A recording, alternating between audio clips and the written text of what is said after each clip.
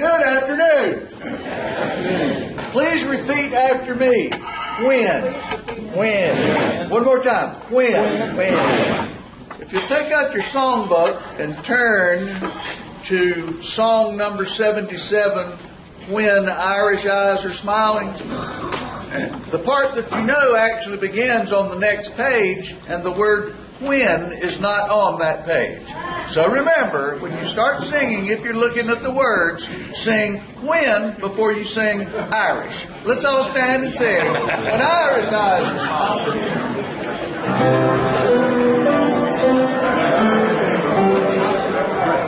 When Irish eyes are smiling like morning in spring, in the lip of Irish laughter, you can hear the angels sing.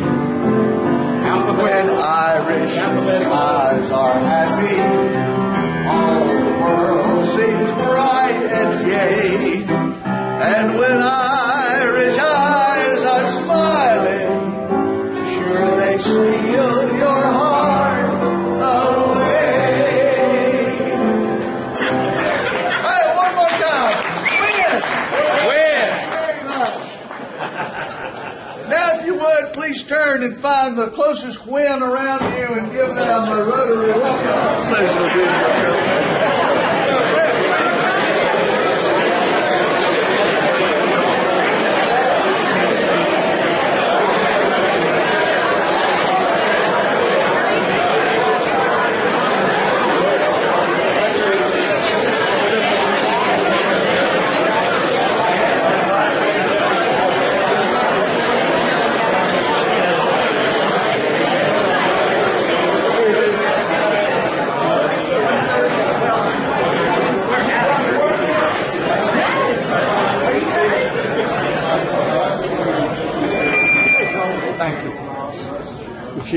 Now, if you would, please join me as we recite the Pledge of Allegiance to the flag. I pledge allegiance to the flag of the United States of America and to the republic for which it stands, one nation under God, indivisible, with liberty and justice for all. James Smith has our invocation. Please pray with me. Dear God, today we are thankful. We're thankful for your earth. We're thankful for the place we live, the seasons that we enjoy. Please forgive our frustrations when we say we need rain or we need sun, because we know it's your ground that you care for.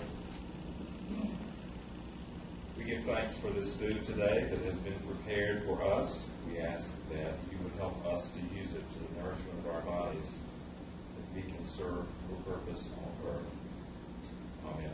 Amen. Jim Nathanson, Health and Happiness.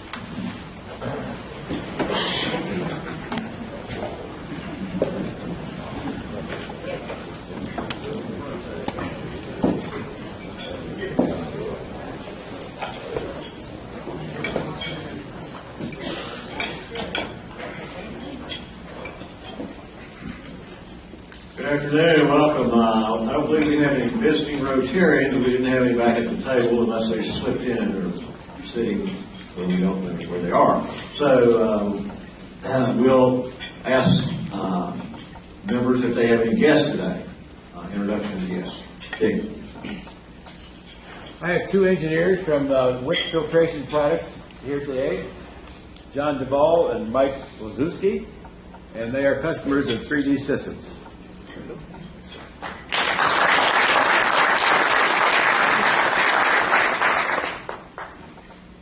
This is my assistant director, Paul Ford. Here about 3D today. Hands there, Pat. I have my guest, Michael Cox. He is the Dean of Engineering Technologies at Gastonia. Welcome.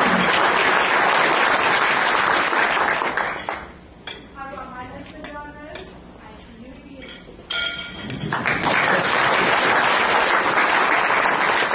Well said. Fred.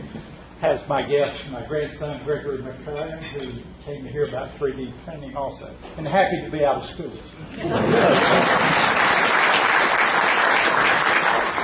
Any other, okay, Brent, yep. Today I have my guest, my jeweler, Marty Wright, and my cat designer, my son, Ben Messer, and I'll pay the fine, okay?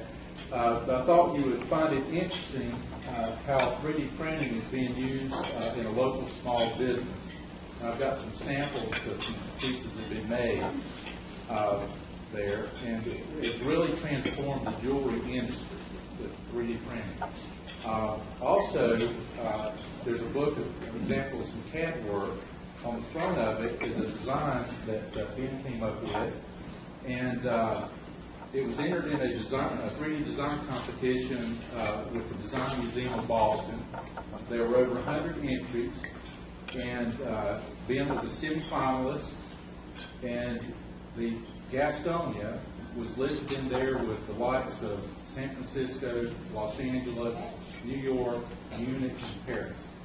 And he ended up placing about number 5.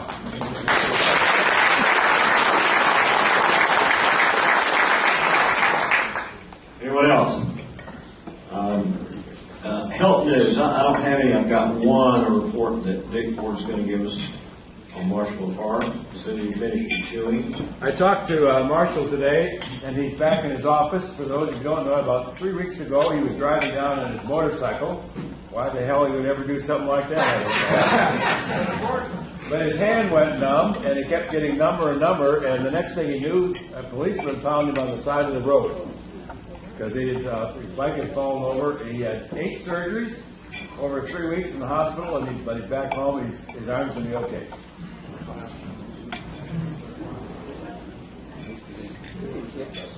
I'm sure many of you have been following Adam Lynn, the teacher at our school.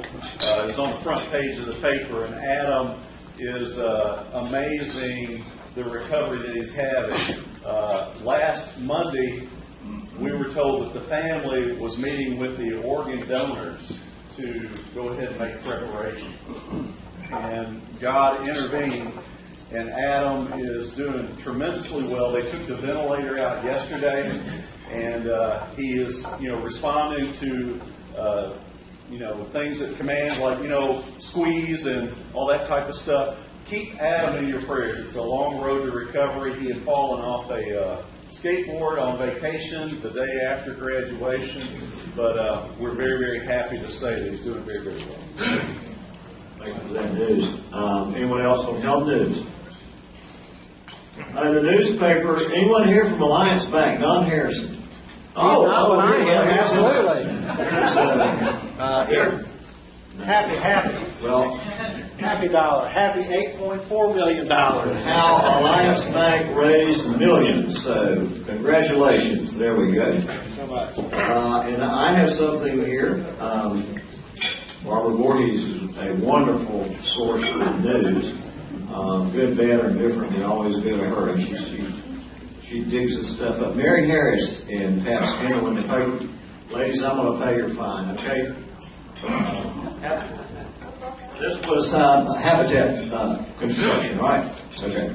I just have one or two other things, and then we'll. Anyone else have happy dollars? Okay. I might just thank everyone for their prayerful support while I've been undergoing chemo, and I also want to add at least a couple of dollars in honor of my mother, who finished the marathon last Sunday. I'm hoping that there'll come a day when she can come to address you and talk about her life. I'm glad to see that people are beginning to appreciate her for the person she is. Really, the marathon is just the tip of the iceberg. So thank you so much for your support.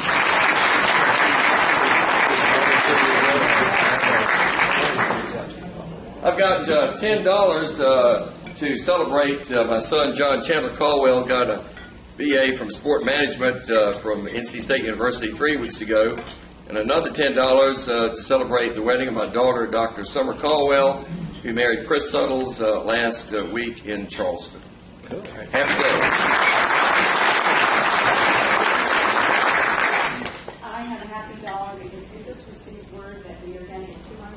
our NSF brand.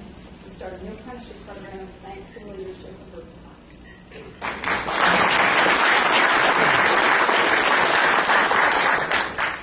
We've got a really big event coming at the library on Saturday. It's our first Comic Con.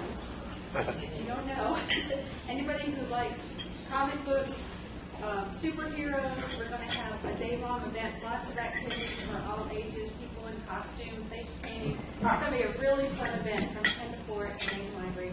And also summer reading is starting next week.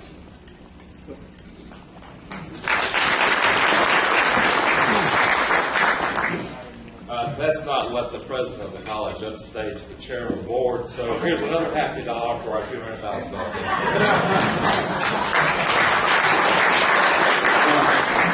A couple of happy dollars. Rennie had already mentioned that my son married the same day as Summer did, and John Fry officiated that. I don't believe John's here today, but these are happy dollars for John Fry. It was an incredibly happy occasion, yet even happier than that, he has officiated at 493 weddings in his career. So happy dollars for John.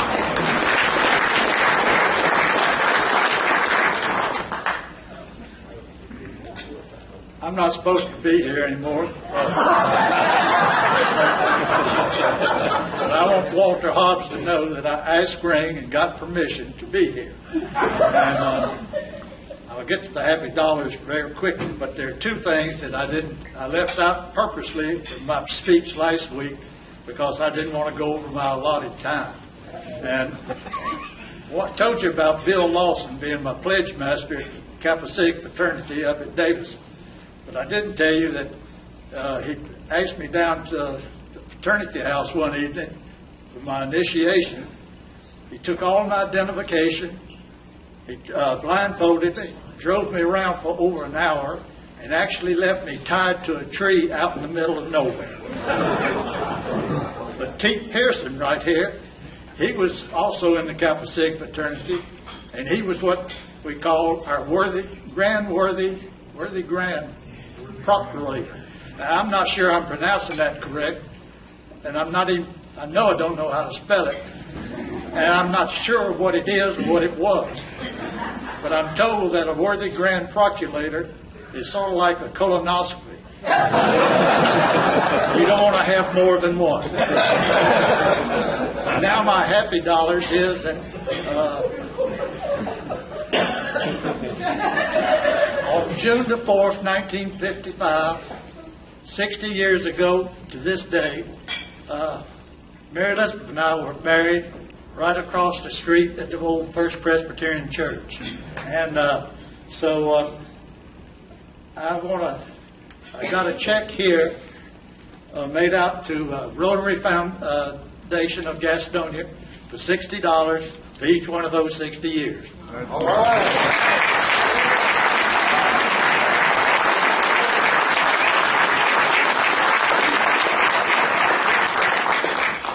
Jim, I'd like to ask Ring to please let me know next time he's going to speak. He's wily. He got my permission for that last announcement and then weaseled the other two. Please let me know next time. There is one other thing, but I'm not going to tell it now. I hope I'll get the opportunity to tell this. It's a true story, but it is a little risque. And if I get a chance to... The president is dinging the bell. Well, I'm telling you. Cut out of the wheel. You make Ring president, you give her a gavel and a bell, and she thinks she's a Major Hoop. Who is it? Major Hoop. But anyway, I hope to tell this risque story sometime, but if I do, Charlie Prinintg, I'm going to point you to be sure that we don't have those nice young people from First Christian School sitting right here. Thank you. So on a lighter note, we have received some other grants at Gaston College recently, notably from the Community Foundation of Gastonia. The Glenn Foundation. The Glenn Foundation. Yeah. Everybody out. You didn't know that, did you? We didn't either. But more notably, they're 3D printers, and I'll sit down. Okay. I think this is the last, but from Charlton Charms's 3 children, they also contributed $60 each. They're here. I'd like for everybody to pay attention to this. Ed Munn, where are you? Ed, can you tell me what the cost is to the city when someone plugs in an electric car in our parking lot out there? Well, this issue has been raised by a number of people from this club. And there's a car coming from South Carolina. Correct, yes, it is. And the vehicle use tax from South Carolina and Right. North Carolina resulted in us putting a special meter Yeah. on this. And we're going to calculate now each week how much that is. There have been some estimates that this might go into some pretty significant money to be able to do really well next year. So we'll come back and Very good. Who's driving that electric car? Okay, Fred, thank you. All right, Cheryl White, would you please read our slate of officers? This is the third reading for the slate of officers. For 2015-2016 Rotary Leadership, President Chuck Lightford, President-elect Chris Leeser, President nominee Greg Deals, Vice President Cheryl Rhodes, Past President Ring Stafford, Secretary Cheryl Loggins, Assistant Secretary Cindy Moose, Treasurer Dick Farrell, Assistant Treasurer Scott Scarborough, Board of Directors for the class of 17-18, Joyce Hofeld, Britt Messer, and Kirk Scholler. The motion comes from committee and does not require a second. Is there any further discussion? Hearing none, all in favor of approving the slate of officers as presented by the nominating committee, please signify by saying aye. Aye. Any opposed, please signify by saying nay. The motion is carried and the slate of officers is approved for the 2015-2016 Rotary year. Thank you. With no further ado, Reggie Gaither, would you introduce our program?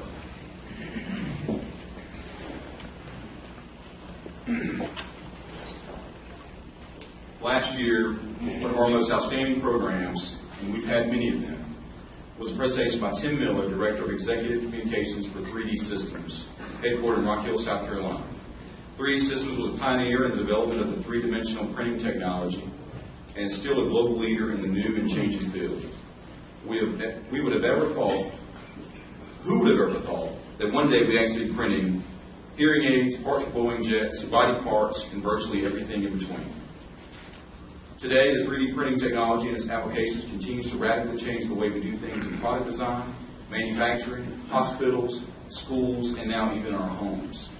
Tim is an excellent communicator. He has worked in a dozen countries around the world with governments, national investment agencies, and multinational banks and corporations. Today, we'll see again why Tim was selected by 3D Systems to help develop and tell their story to the world. Tim, we appreciate the fact you would make your time in your busy schedule for an encore presentation to the Rotary Club of Gastonia. Fellow Rotarians, please join me in a warm Rotary welcome to Tim Miller.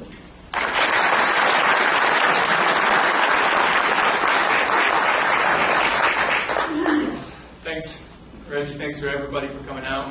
Just by a show of hands, who was here the first time around? A lot of you. Well, you're going to be, I think, lucky today because I'm directing this presentation more towards you. This is more of the intermediate class. You all sat through the beginning class. You saw all the basics. We're going to start at a slightly more advanced level. Now, I don't think I can possibly live up to the hype from what I've heard from people who attended the first one. So I'm going to try to do two things. One, I'm going to leave more time for Q&A at the end. So it's going to be a shorter presentation. And two, I'm going to include more adorable dogs, because everyone seems to like dogs. You'll see a couple of strategically inserted cute animals in this presentation. All right. So a history lesson for those of you just joining us. 3D printing was invented in 1983 by Chuck Hull. He is the co-founder of 3D Systems and our current Chief Technology Officer. He's still with us, and he's still churning out new and exciting products. He's a pretty amazing guy, and just seeing him walking around the office from time to time is reward in and of itself in 3D systems. Chuck was recently inducted into the National Inventors Hall of Fame last year and honored by the European Patent Office last year for the invention of 3D technology. Since then, the field has exploded in countless directions. Chuck invented a process called stereolithography, which is the very first 3D printing technology. And as you know, 3D printing technology works by putting down one layer of material on top of another, and slowly building up a part. Now, from that one technology, 3D printing has gone into food, it has gone into healthcare, it has gone into direct end-use part production. It has spread and it has grown and it has taken hold in countless different ways, and our company has grown with it. And now we have the most comprehensive portfolio of 3D products and services anywhere in the world. In 2007, we moved the company to beautiful Rock Hill, South Carolina. We were in California before, and we decided to move over here for a number of reasons. One being the business-friendly atmosphere. Another being it was a lot easier to control a global operation when you have operations in both Europe and Asia, from the east coast of the U.S. as opposed to the west coast. And of course, the access to Charlotte Airport. It was a really good fit here.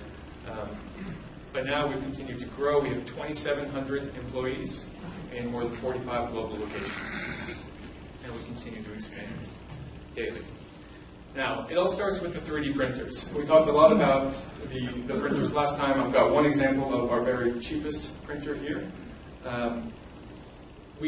From stereolithography, that very first technology, we've added more and more and more printing technologies, different ways to lay down those layer by layer processes. You can see some of them here. That includes direct metal printing. That includes powder-based printing, where you're basically putting a laser into a powder bed to fuse parts layer by layer. And we now sell printers. We're the only company that sells 7 different types of 3D printing. Each one of those technologies is well suited for a different application. And we'll go into some of that later on as part of this advanced course. Now, one of the things I said last time, and I hope some of you remember, is that 3D printing is not really about the printers. The printers are just the output device for a digital process, so what we call the digital thread.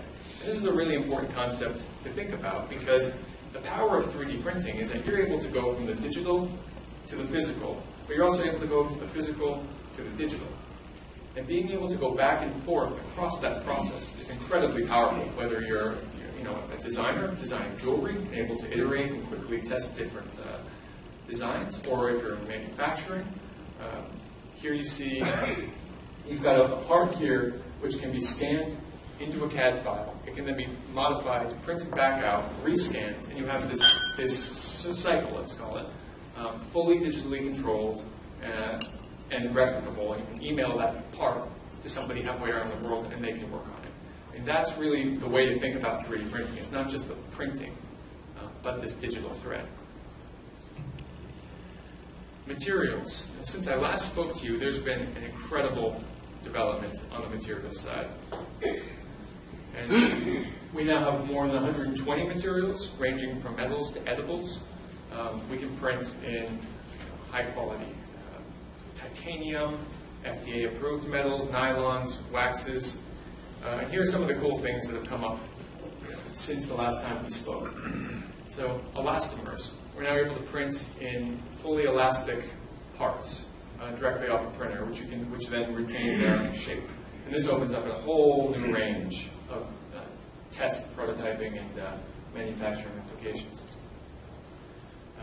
But it's not just in industrial uses. This is something that's brand new. It's really, really cool. This is water-soluble supports.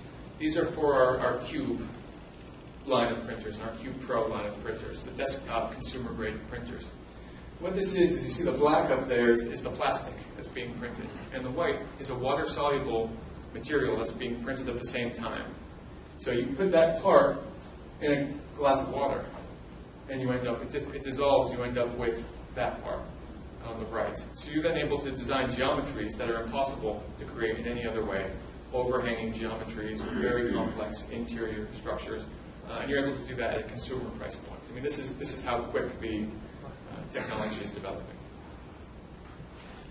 Of course, metals is one of the other fast-growing parts of 3D printing. We talked about metals last time, and it continues to grow and expand really quickly. I have a metal part, a different metal part than I brought last time. Up here, you should take a look at it. I think it's actually that part over there on the right. Metals is very, very, very exciting for a lot of industries. Aerospace, automotive, and I'll go through some of those examples where it's being used. But essentially, you're able to do a one-off run of a custom part to solve, a very, very, very complex manufacturing challenge. So if you need a special part for your car, you can print it in, fab-grade metals and put that on your car immediately. That's some of the power of it. Here's another one. What do we love about man's best friend? A tongue-wagging run, chasing tennis balls in the park, couch cuddles, tail-shaking greetings at the end of the day. And for dog lovers, it's difficult to watch old ligaments take a toll on their ability to get around. Dogs that have cruciate ligament conditions often require lengthy surgeries and excessive rehab. But thanks to the TTA Rapid, a new canine implant from Rita Liebinger Medical, made with 3D Systems digital design and 3D printing, veterinarians can get dogs back to full strength faster. TTA Rapid implants are printed using 3D Systems direct metal printing, which allows for a level of speed and complexity unmatched by traditional methods. These tiny, highly detailed parts provide better stability in a fast, straightforward procedure, and most dogs are back to full strength in only 6 weeks with fewer complications. From Jack Russells to Great Danes, more than 10,000 dogs have the TTA Rapid implant, and the reviews are overwhelming. It's providing more walks around the block, more frisbees caught, and more toys chased. And for dog lovers, it doesn't get any better than that. 10,000 dogs have been treated with that implant already. I don't know if you noticed, but that implant had a very, very, very fine pattern built into it, which is designed so that the muscles and the tissues go, build their way into it and basically accept the implant and hold it in place. That level of detail is, if not impossible, incredibly expensive using traditional manufacturing means.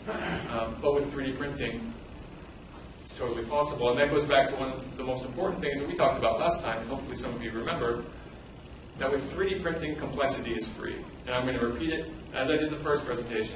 The most important thing to remember about 3D printing is that complexity is free. A printer doesn't know and doesn't care if it's printing the most complex part or the simplest part.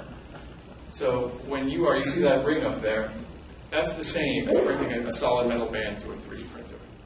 Now think about the difference in manufacturing costs of manufacturing a solid metal ring and that ring using traditional methods and means. And what you see is that 3D printing is becoming more and more common in end-use manufacturing applications because people are figuring out that they can do more complex things for the same price. And so for the super simple things, maybe it will always make sense to manufacture and use products using traditional means. But as the costs of 3D printing fall, and they're falling very, very fast, you're going to see more and more highly complex products being created using this technology. So we talked about automotive. Car companies have been using this technology since the beginning, since 1983. At the time, it was just for prototyping. Now, more and more and more, they're getting into functional test parts, parts that they'll take off a printer, put into a car, test it, put it through the works before they go into mass production, and even end-use parts production. So if you look at like F1, NASCAR, they're able to take 3D printing and manufacture, and that video I think was English Racing. They had a specific need that they couldn't solve using any other parts, so they designed their own, and they printed it out on the 3D printer.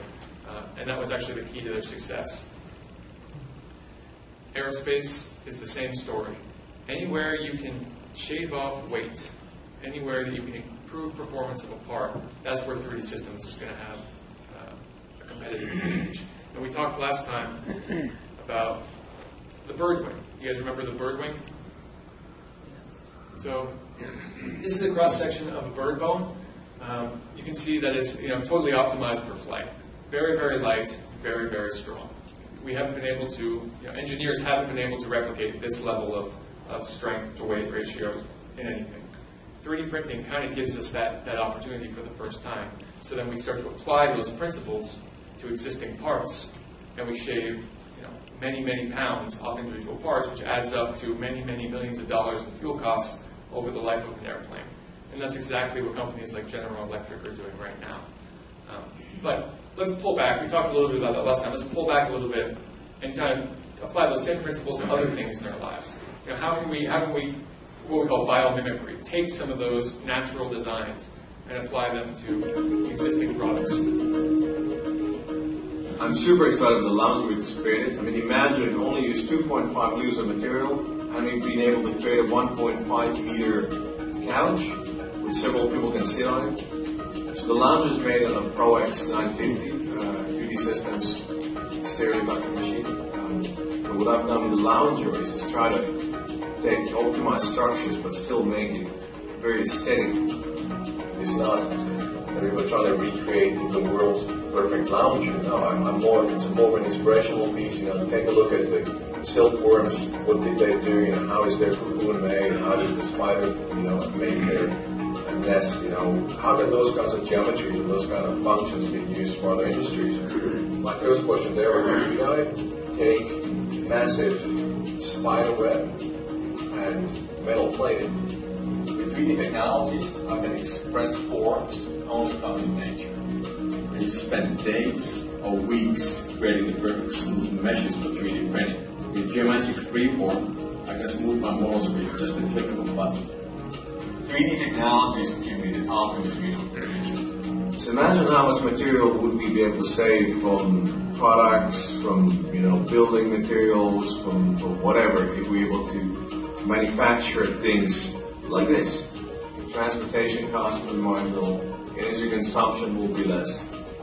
There's a whole range of benefits which we can't even fathom today. We bring that couch sometimes when we go out to events. The couch weighs about 5 pounds and can seat 3 people. That's what we can learn from, he was talking about silkworms and spiders. I mean, there's a lot of engineering excellence out there that we can start to mimic now using 3D technologies. Brent before mentioned jewelry. Jewelry is an incredible example of how we can start to apply free complexity to existing product design. And here's a good example. I'm an artist. That's why I do this. I love my work. I love my craft. I love closing my eyes and seeing where the forms and tones of every ring or cufflink takes me. But I have to make those designs real. That's the business part. And before the project on 130 printer, making it real was like making a compromise. It felt like I had to shush my imagination and focus on manufacturing. Now I go into every piece knowing that if I can design it, I can make it, period. Press a few buttons, walk away. And within an hour, I've got a 3D printed casting pattern that matches my design perfectly. I can go straight into casting. It sounds easy because it is, and at a price that I can manage. That's how my creativity becomes real. That's how I manufacture the future.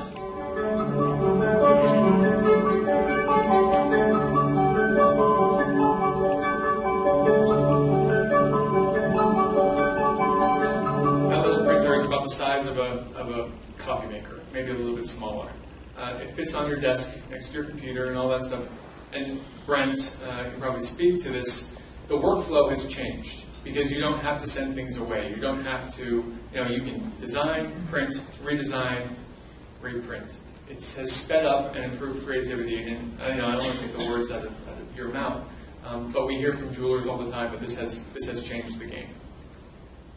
A lot of people ask, how do you access this technology if you're a first-time user? What are the ways to do it? It's not just about buying the machines. I mean, we have what's called cloud manufacturing, where you upload a file that you want printed, and it's printed for you. We don't believe that everybody should have to own all the technology that they need to use. There are service bureaus in the cloud that do that for you. You have a problem that you need solved, you upload it, someone solves it for you. Maybe they're printing in metal, maybe they're printing it in nylon. There's a way to interact with 3D printing that doesn't involve you having to invest in the technology. And the other side of that is if you are a manufacturer and you want to do a big manufacturing run, and you don't have enough printers to do that, we have cloud fulfillment service, which kind of acts as your extra capacity. So it is, our philosophy is that every job is different, and we need to have all the tools and all the services to let people print whatever they need when they need it.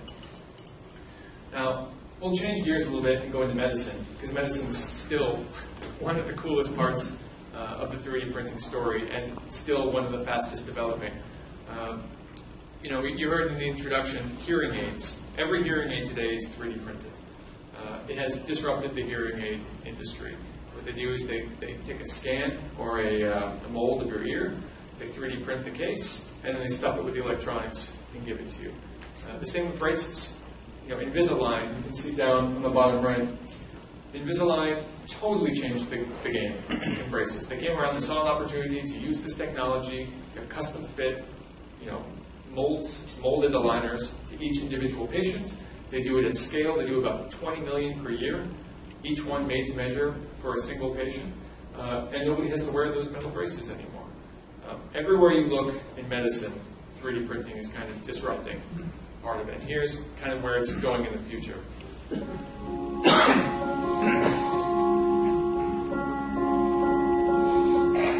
When we saw the models, our imaginations just flew off the charts. And what these soft, flexible models that are completely individualized allow us to do is to really do the surgery that we're about to do on the patient, removing the cancerous area and preserving the healthy tissue on a model rather than doing it for the first time on the patient. We were in the operating room one day doing a robotic kidney surgery, and we were thinking to ourselves, boy, it'd be great if we could feel or see this two-dimensional image that we've been looking at on a screen in our hands.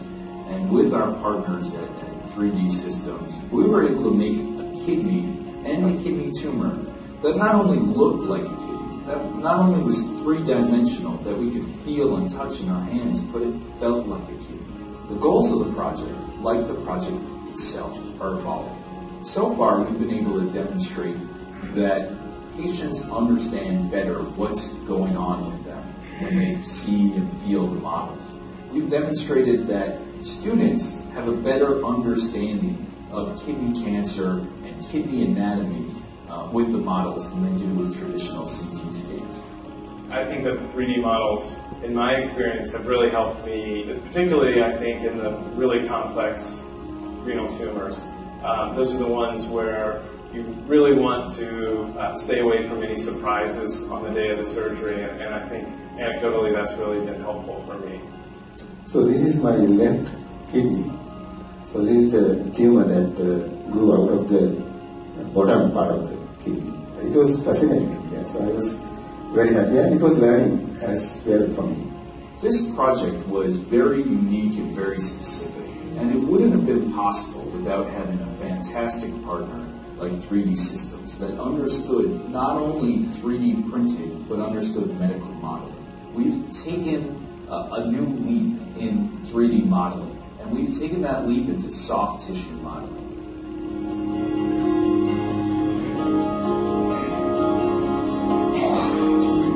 We talked before about the digital thread, this concept that you go from physical to digital, back to physical, and keep going back and forth. Healthcare is probably the best example of where that is so valuable.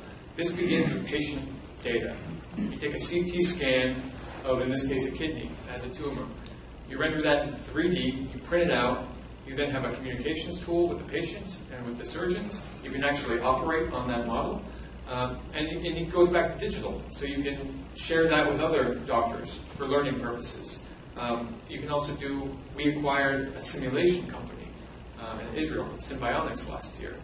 This can even begin at the simulation level. So before doctors even go in to the OR, they've already practiced, they've already done this in a digital environment, they've already done this on a physical model.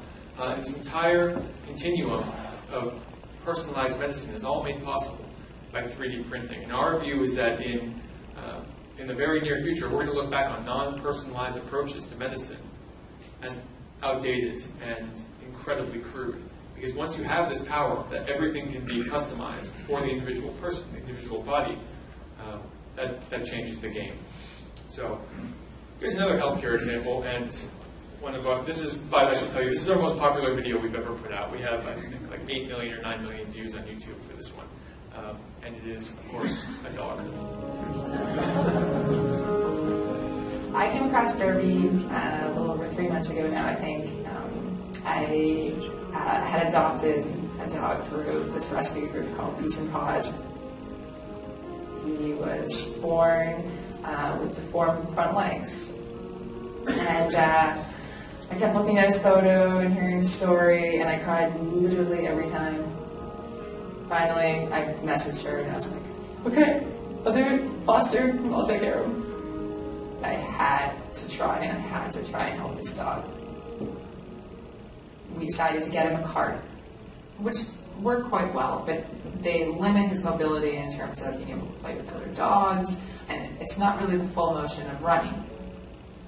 For this project, we're using a variety of 3D technologies, and that allows us to get in there and really modify the organic digital models quickly and easily, and start to do the sort of designs that Derek wants us to do. The great thing about using 3D technology in Derby's case is having these images on file on a computer and being able to print them is a lot quicker than having to hand sculpt every single mold and rebuild these braces 5-10 times. The prosthetics in general, a lot of the designs are going to this running man sort of look.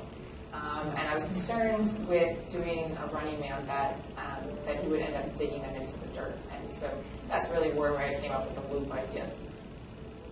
Hey, Derek, you got your new legs. We started them off very low, and so that it wouldn't be too drastic, we have a line called the Project 5500, which enables us to run dual materials. That has really been key with designing his prosthetics. Again, I don't become impressed very quickly, but when I saw him sprinting like that, it was amazing. It just, I couldn't believe it. The first time he was put on them and he took off running, he was just so happy. I was absolutely amazed at how well he did.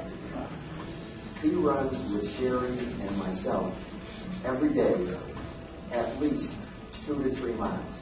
He runs faster than both of us. He never really tires out. He's just so happy to do that. This is what Dream Working is all about. To be able to help anybody, dog, person, whoever, to have a better life is just, there's no better thing to be involved in. It's pretty cool. Pretty cool stuff. Derby, by the way, was invited to the White House, to go to the White House Science Fair just recently. Derby's become a bit of a celebrity. But a very, very great family and a very appreciative dog. Now, all of this is happening. There's all these amazing things happening, right? Aerospace, automotive, healthcare. But what's really amazing is how, at the same time, this is also taking shape.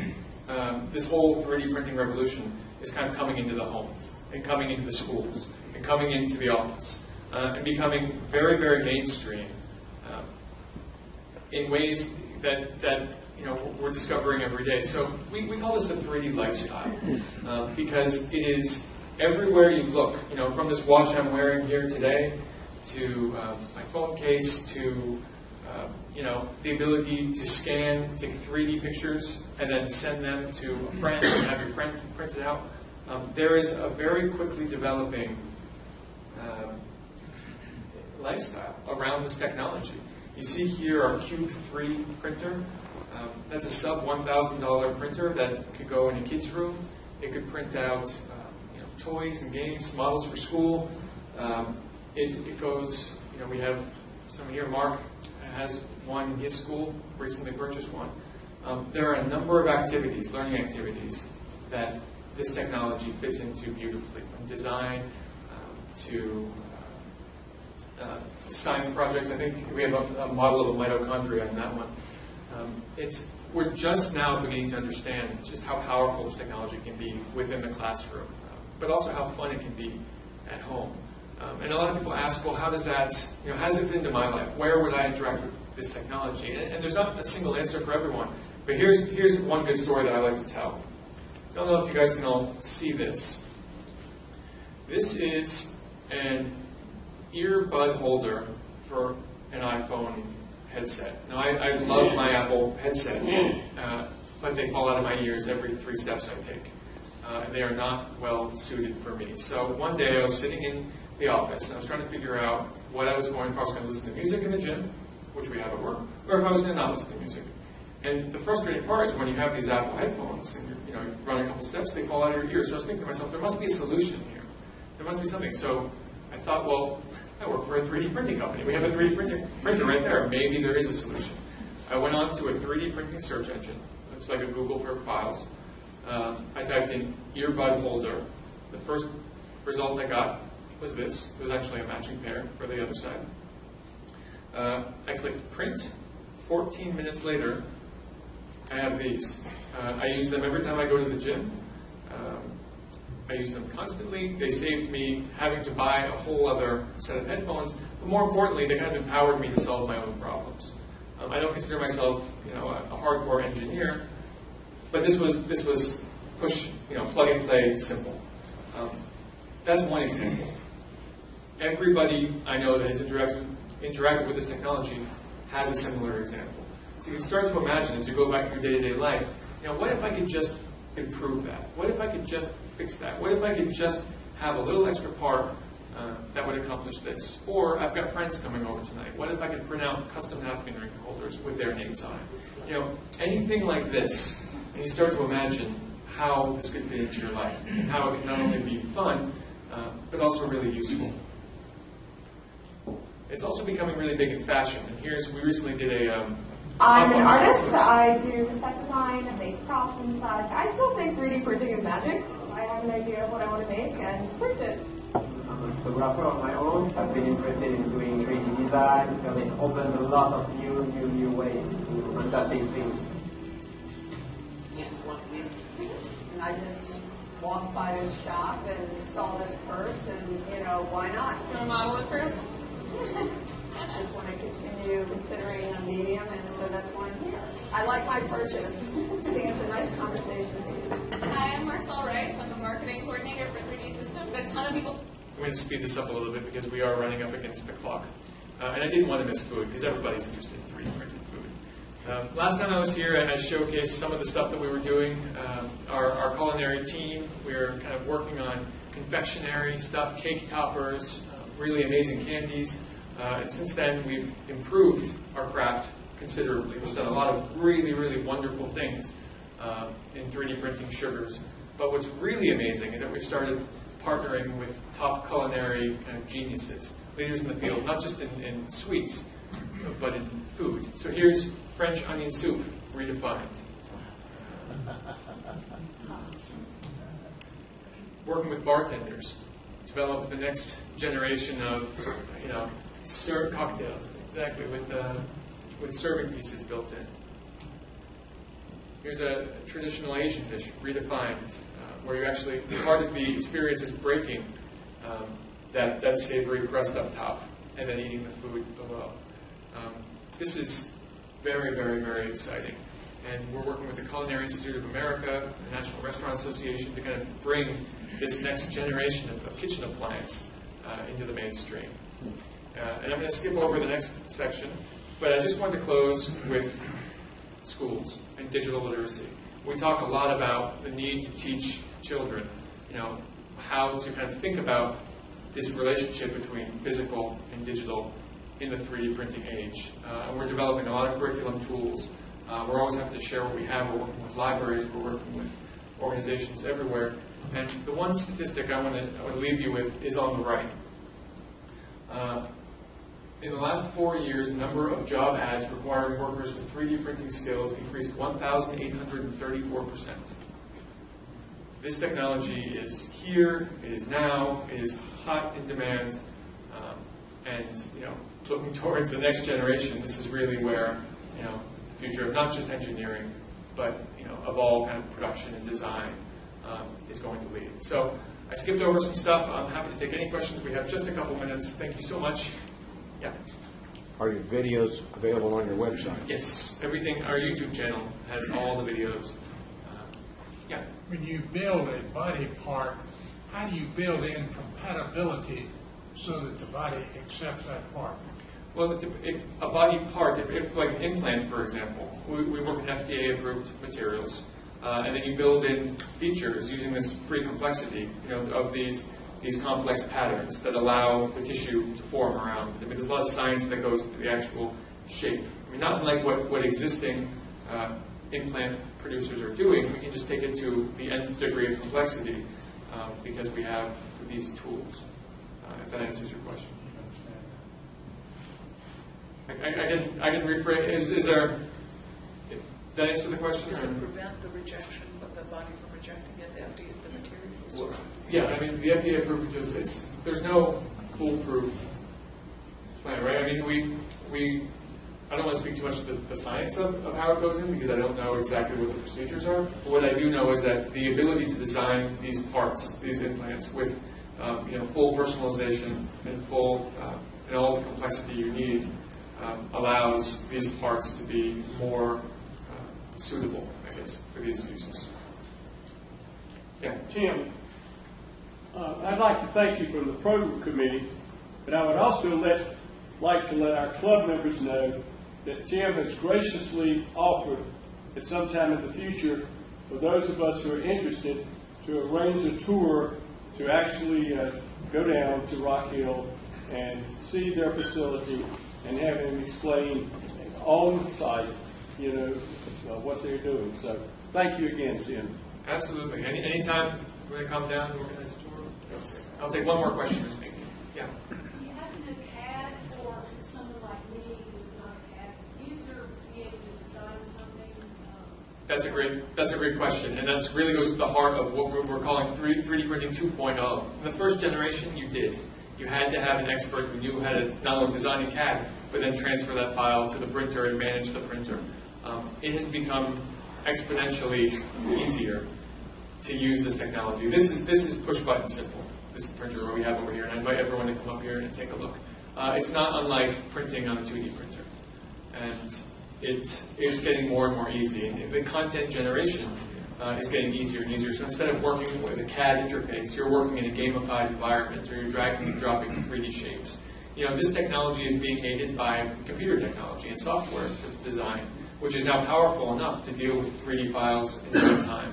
So if you want to design something, you can. But also, if you just want to print out something that someone emailed to you, like, hey, I just printed out this cool candlestick holder. You should check it out. Here's the file. At no point do you need to manage that file. You just click print.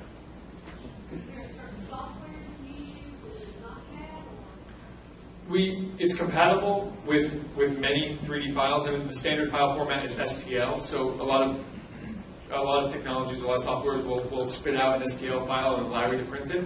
But the printers come with their own interface software as well that manages the whole process. One more question in the back. How do you handle patent copyrighted materials? That's a great question. And the answer is it's in development. That whole process is in development. It's very easy now to scan a file or an object and then to replicate it. That didn't exist 10 years ago. We can do that today, with the handheld scanners. And the answer is there isn't a lot of legal precedent that's going to guide how that process is going to take shape. Obviously, there will be some forms of protection put in place so that the companies can kind of feel free. But also, there's going to be a lot more open source development, and companies are also going to have to look to how do we not just try to fight this new technology to take shape and kind of try to do what the music industry did with the MP3, which ultimately didn't work out well. Or other companies are going to say, how do we get a lesson from someone like Spotify, who went to the next generation of music delivery instead of trying to fight the old and preserve the old existing business model. So we're going to see a lot of innovation around that and a lot of questions around that in the future.